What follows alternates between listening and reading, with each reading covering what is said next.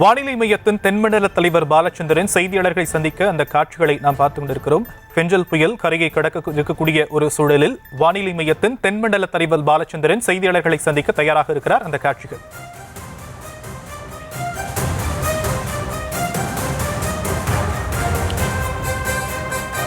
தென்மேற்கு வங்கக்கடல் பகுதியில் பெஞ்சான் புயல் தற்பொழுது புதுவைக்கு வடகிழக்கே சுமார் 100 கிலோமீட்டர் தொலைவிலும் சென்னைக்கு தென்கிழக்கே சுமார் 100 கிலோமீட்டர் தொலைவிலும் நிலை கொண்டுள்ளது.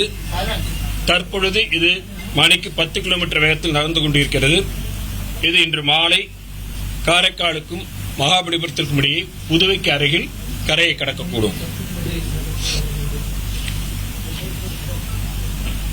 கனமழை எச்சரிக்கை பொறுத்தவரையில் அடுத்து வரும் 24 மணி நேரத்திற்கு திருவள்ளூர், சென்னை, காஞ்சிபுரம், செங்கல்பட்டு, விழுப்புரம், புதுச்சேரி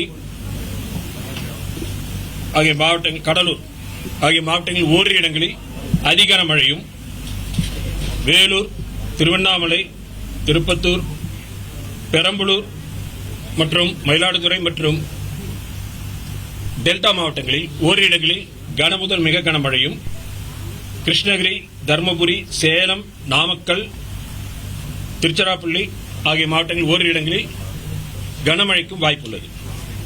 நாளை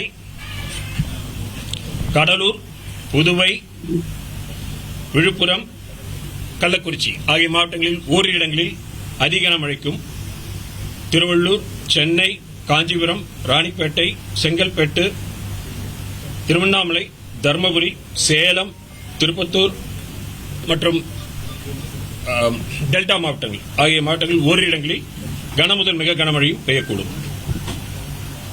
2ஆம் தேதி மேற்கு தொடர்ச்சி மலையை ஒட்டியுள்ள நீலகிரி, கோவை, ஈரோடு, திருப்பூர், திண்டுக்கல் ஆகிய மாவட்டங்களில் ஓரிரு இடங்களில் கன முதல் மிக கனமழையும், கிருஷ்ணகிரி, திருப்பத்தூர், தருமபுரி, சேலம், நாமக்கல், கரூர், திருச்சி, மதுரை ஆகிய மாவட்டங்களில் ஓரிரு இடங்களில் கனமழைக்கும் வாய்ப்புள்ளது.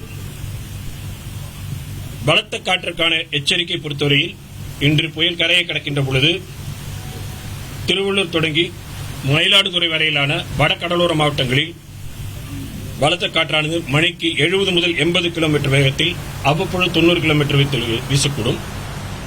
வேலூர், திருப்பத்தூர், கள்ளக்குறிச்சி, பெரம்பலூர், தஞ்சாவூர், புதுக்கோட்டை, திருவாரூர், நாகப்பட்டினம் ஆகிய மாவட்டங்களில் பலத்த காற்றானது மணிக்கு 50 முதல் 60 கிலோமீட்டர் வேகத்தில் அவ்வப்பொழுது 70 கிலோமீட்டர் வேகத்தில் வீசக்கூடும். நாளை திருவள்ளூர் தொடங்கி நாகப்பட்டினம் வரையிலான வடகடலோர மாவட்டங்களில் பலத்த காற்றானது மணிக்கு 50 முதல் 60 கிலோமீட்டர் வேகத்தில் அவ்வப்பொழுது 70 கிலோமீட்டர் வேகத்தில் வீசக்கூடும். மீனவர்களுக்கான எச்சரிக்கை பொறுத்தவரையில் அடுத்த வரும் 2 தினங்களுக்கு மீனவர்கள் கடலுக்குள் செல்ல வேண்டாம் என்று அறிவுறுத்தப்படுகிறார்கள். வடகிழக்கு பருவமழையை பொறுத்தவரையில் கடந்த அக்டோபர் 1 முதல் இன்று வரையிலான காலகட்டத்தில் தமிழகம், புதுவை மற்றும் காரைக்கால் பகுதிகளில் பதிவான மழையின் அளவு 354 மில்லிமீட்டர். இந்த காலகட்டத்தின் இயல்பு அளவு 354 மில்லிமீட்டர். தற்பொழுது பெஞ்சான் புயல் மணிக்கு 10 கிலோமீட்டர் வேகத்தில் நகர்ந்து கொண்டிருக்கிறது.